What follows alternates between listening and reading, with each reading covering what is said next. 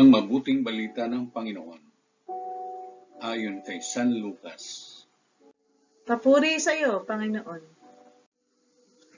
Noong panahong iyon, sinabi ni Jesus sa kanyang mga alagad, ang mapagkakatiwalaan sa maliit na bagay ay mapagkakatiwalaan din sa malaking bagay.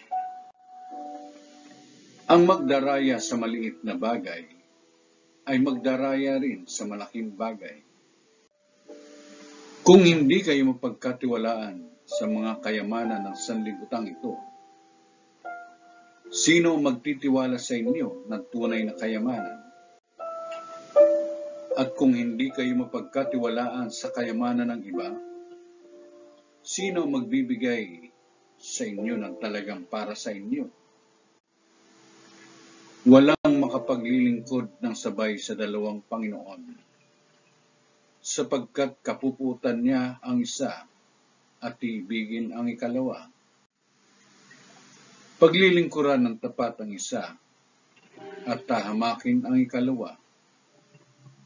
Hindi ninyo mapaglilingkuran ng sabay ang Diyos at ang kayamanan. Ang mabuting balita ng Panginoon. Pinupuri ka namin, Panginoong Jesucristo.